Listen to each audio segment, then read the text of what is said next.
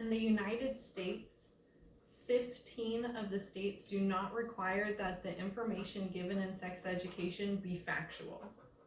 Only 9 states in the US require them to teach consent.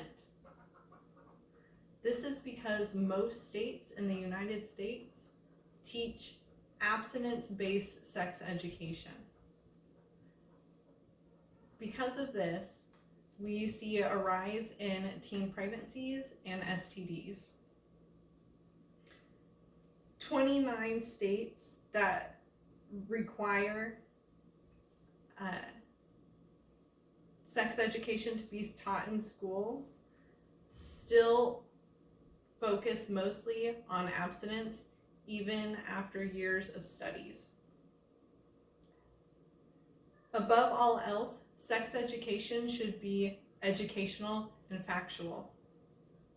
Because of this, I am asking for all adults to talk to your schools, talk to your senators, your mayors, anybody in charge of education for our children, and ask them to start teaching comprehensive sex education in schools. So what is comprehensive sex education and what is abstinence-based sex education? I'm going to start with abstinence-based. According to the Advocates for Youth, what is taught in abstinence-based sex education, also known as abstinence until marriage education, is that the only morally acceptable way to stay pure is through abstinence. The only efficient way to prevent STDs and STIs is through abstinence. And the information given in class that are relevant to sex education and contraceptives are generally incorrect information, such as that sperm is larger than an HIV infection, and so condoms cannot actually prevent HIV and AIDS from spreading, and that condoms have a 14% fail rate to prevent pregnancies, so that they believe it's even less to prevent STDs. On the contrary, comprehensive sex education uses study-based and factual-based information to help give kids all the information they need about how to be safe when having sexual intercourse. The things they teach include promoting abstinence. These programs still promote abstinence as something that is acceptable for teenagers. They also talk about contraceptives and how to use them, such as how to put on a condom properly, or how to properly take birth control pills and what can interfere with a woman's birth control pill. They give out accurate medical information. They teach interpersonal skills and relationship skills, so teens feel comfortable having conversations with their partners about sex before having sex. They also teach that sex is normal and a healthy part of being a teenager. They do this so that way teens feel more comfortable talking about sex and coming forward if something has happened. So now that you know what comprehensive sex education is and abstinence-based sex education is, I'd like to talk about how comprehensive sex education does what people were hoping abstinence would do. So teaching about contraceptives and safe sex is one of the most important things we can do for our children and one of the best ways to reduce pregnancies in teens. In states and cities that promote abstinence-based education, the pregnancy rate is 73 teen pregnancies out of 1,000 teens, while in schools and places where comprehensive sex education is taught, it is 59 teen pregnancies per 1,000. So comprehensive sex ed has actually lowered the amount of teen pregnancies more than abstinence has. Teens are also have a better chance of lowering their risk of having an STD or STI. These are sexually transmitted diseases and sexually transmitted infections. According to a study by Douglas Kirby, who combined the studies of 84 studies from around the world together, he found that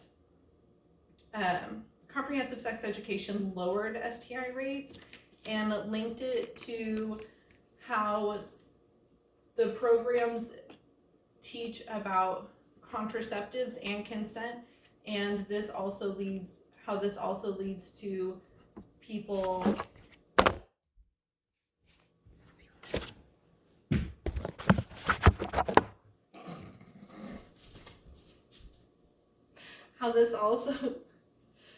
reduces the frequency that somebody has sex because they feel more comfortable with saying no and postponing sex.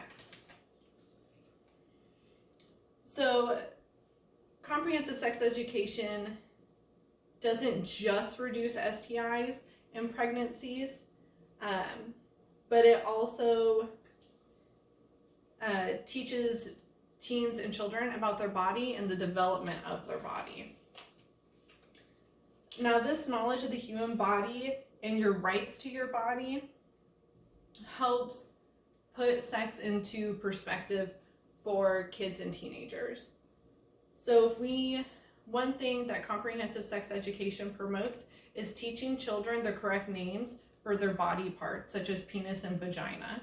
That way, if a child were to be sexually assaulted, they could disclose to an adult in a way that the adult would understand.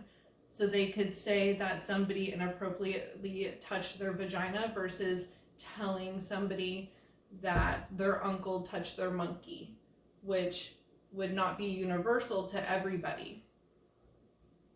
It also reduces concerns in kids as they develop if they know what to expect from their body. If they know that what their body will start to do, such as erections or growing hair, they're less likely to be scared of their developing body. When you understand your body and your rights, teens feel like they can say no more frequently. They've been given the tools they need through the relationship trainings that comprehensive sex ed gives them, along with the knowledge of their body, giving them the full confidence to say no. And according to the MCASA, comprehensive sex education teaches teens that they can say no and that peer pressure is not okay. This is a big thing because we tend to teach women what they need to do to prevent sexual assault, but comprehensive sex education also teaches that peer pressure is not okay. When you're wanting sex, you can't just peer pressure your way into it. So it also helps teenagers feel more confident in coming forward if they're being peer pressured to have sex.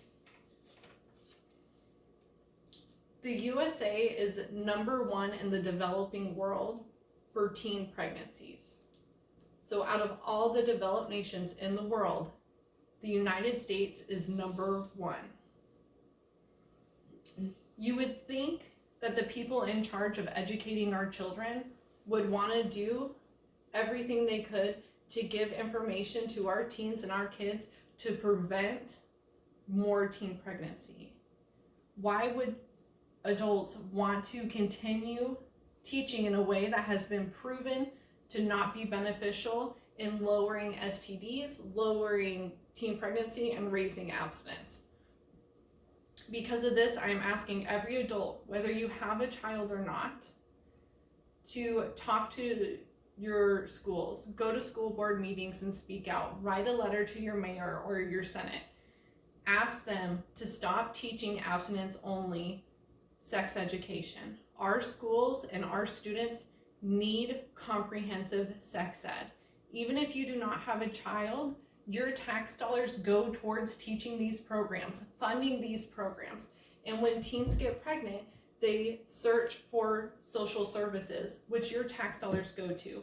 This does not just affect kids and parents, this affects everybody in the US. If you don't know the rules and laws regarding sex education in your state, you can go to ncsl.org and search for state policies on sex education in schools and see what the laws are for your state. But please, everybody, reach out and make a difference in our kids' lives.